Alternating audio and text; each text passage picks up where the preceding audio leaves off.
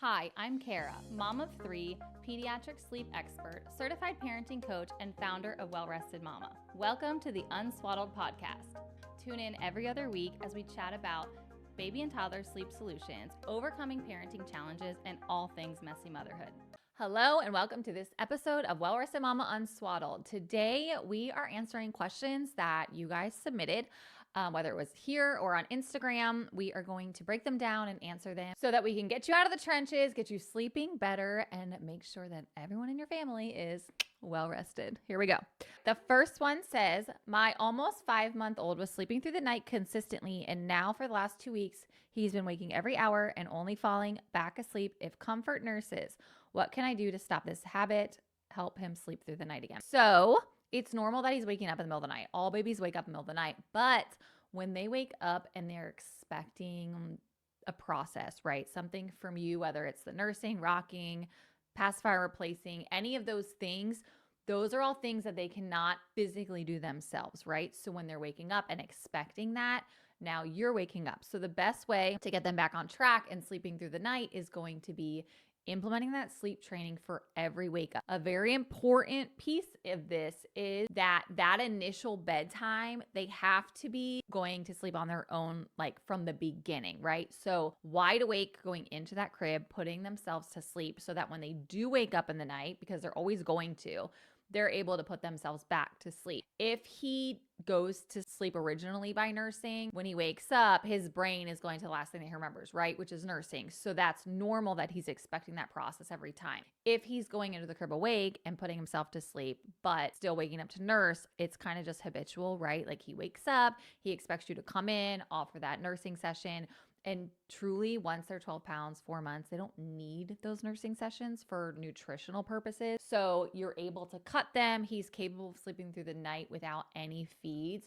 So that sleep training is going to where you're going to help him make that connection that you're coming, you're still there if he needs you, but he doesn't need you every time. He doesn't need that nursing session to fall back asleep. My 10-month-old immediately stands up when put in the crib awake. How do I sleep train him? It's totally normal that your little one's standing as you're leaving the room, right? Like if that mobility is there, it's very expected that they're going to do that. What you can do is just give him the space, right? Give him that time to lay himself down. If you're struggling, right, and he's standing and crying, right, and that protest is happening until you come back in and you're constantly in and out, you want to make sure that during that sleep training, right, like you are allowed to go back into the room. We want them to know that you're going to come if something's wrong.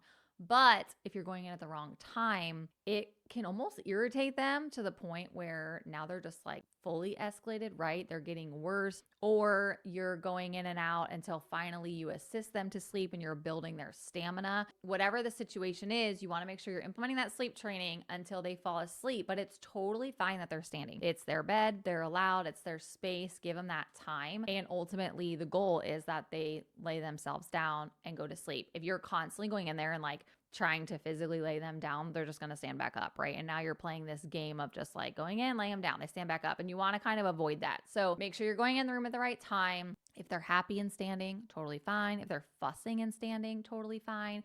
But if you do need to implement that sleep training, you can go back to one of the previous episodes where we really talk about implementing the sleep training and really identifying when you're supposed to be going into the room so that you can get to the other side. And if you need help with that, totally fine. Schedule a consult call. It's free and we can chat through and figure out what support is going to work best for you and your situation. The next one is need to start sleep training my 7-month-old who still nurses at night. Where do I start? Implementing sleep training for the first time, you do want to make sure that everything's ready, right? The room's ready. You know what sleep training technique you're going to use and you're ready to be consistent and implement it 100% because that's the only way that it's going to work is that if you implement the sleep training 100%, you're consistent, you're following through so that your little one is able to know what to expect every single night.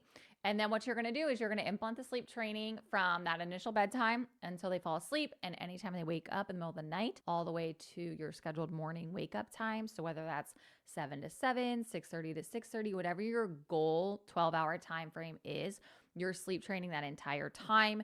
You're not offering any feeds during those check-ins. They're short, they're quick, and you're just helping them make that connection that you're still there, even though you're not physically with them and they're not nursing to sleep. I had an independent sleeper for 8 months. Now we can't lay her down awake without sobs. Why? Okay, so this could have happened a couple of different reasons, whether you traveled and something changed at bedtime, or you started assisting to sleep maybe, and they're expecting that now, or something's off with the schedule. They're going to bed overtired and it's causing that fight at bedtime. You kind of want to figure out which option it is. If it's the first two, you just want to go back to that sleep training, implement it until they fall asleep. If it's neither of those and it's possibly a scheduling issue, you want to make sure that you are nailing those wake windows, okay? If you are missing a window somewhere, and let's say the wake window between the second nap in bed is too long, you're gonna see that fight there, okay? Once a little one becomes overtired, their bodies start producing adrenaline, which is super annoying, but it gives them that stamina to keep pushing, and now they're fighting and fighting and fighting. So check on that schedule. Make sure you're using the correct wake windows. We have tons of resources on Instagram where you guys can see which wake window is best for you and which one you should kind of be following.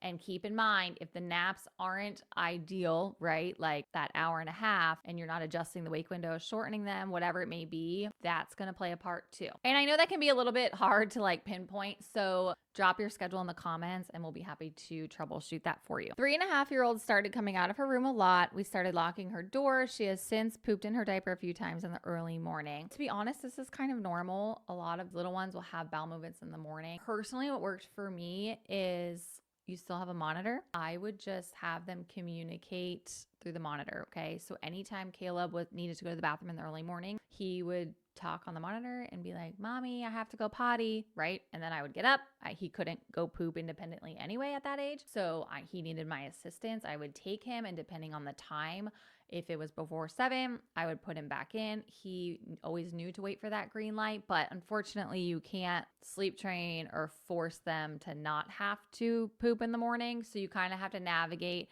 have that conversation with them, let them know that you are listening. So if they do have to go, they can let you know and you will help them, and then you bring them back to their room.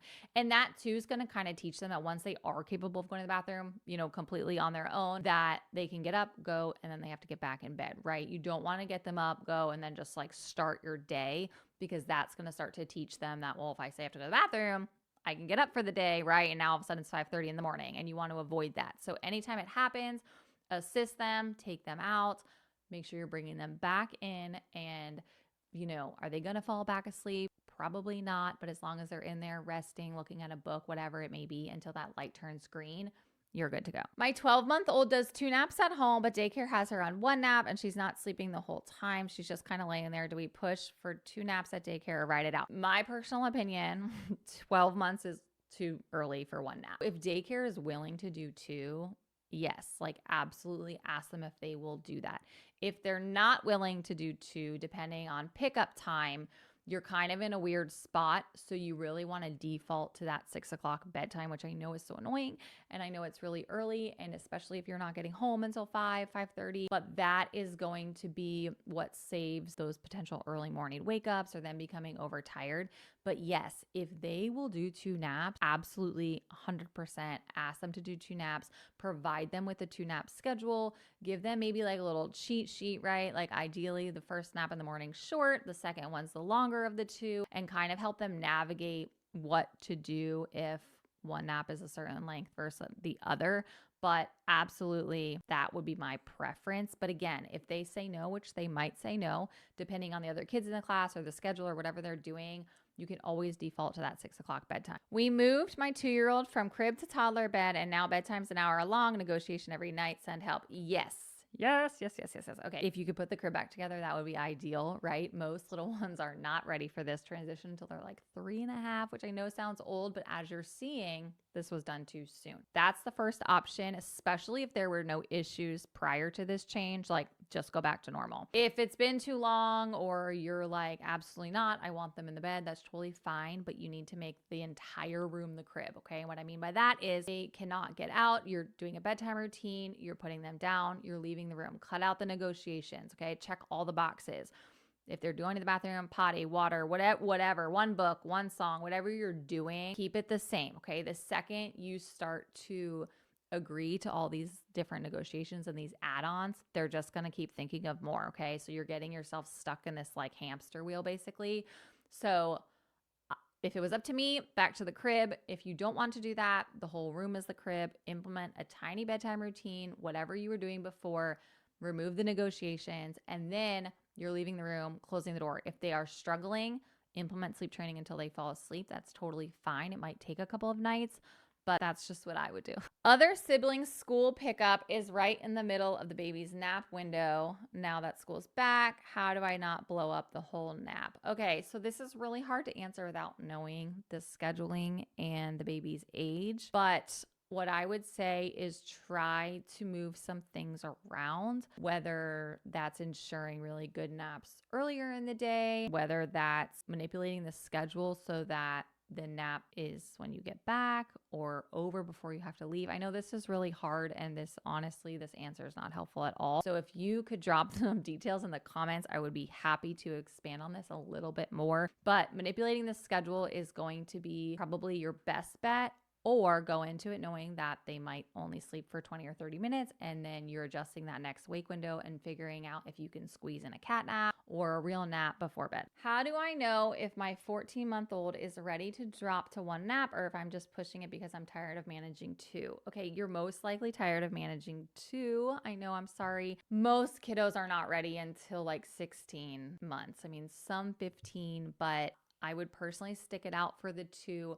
Do the short one in the morning, the longer one in the afternoon. You don't have that much longer to go. The one thing you risk of moving too soon is they're going to bed overtired. They're not hitting that 3 hours that they need of daytime sleep.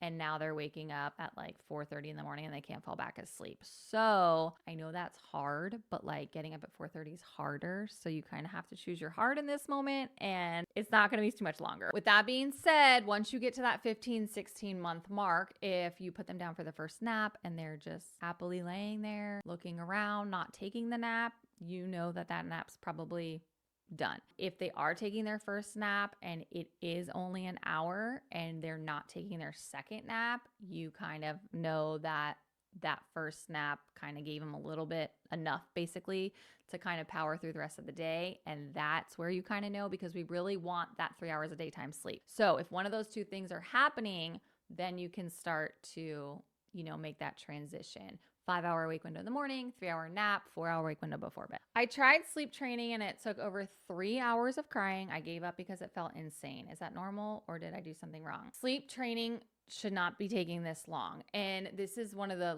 most common things I talk about on my consult calls, because just to back up a second, the crying at bedtime is normal, right? Like you're changing something on them. They're used to you doing one thing, now you're doing another. It's okay that they're crying.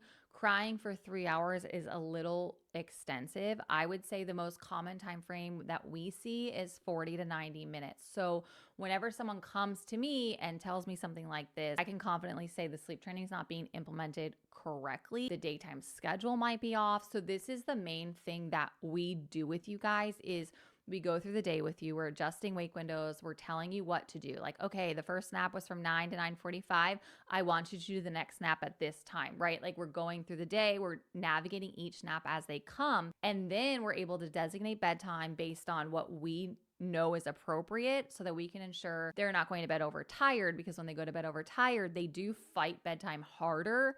But 3 hours is that's really long. So navigating that schedule, making sure bedtime is at the right time, but then also making sure you're doing the sleep training correctly, because that's where you start to see those shorter durations, because your baby is identifying the process. They're learning that you're coming if they need something, but that you're not going to stay and you're not going to do what they're used to, right? If it's lasting that long, chances are you're going in at the wrong time, which is causing that extra level of irritation, right? Because they're already mad, right? Now you're making them even more mad.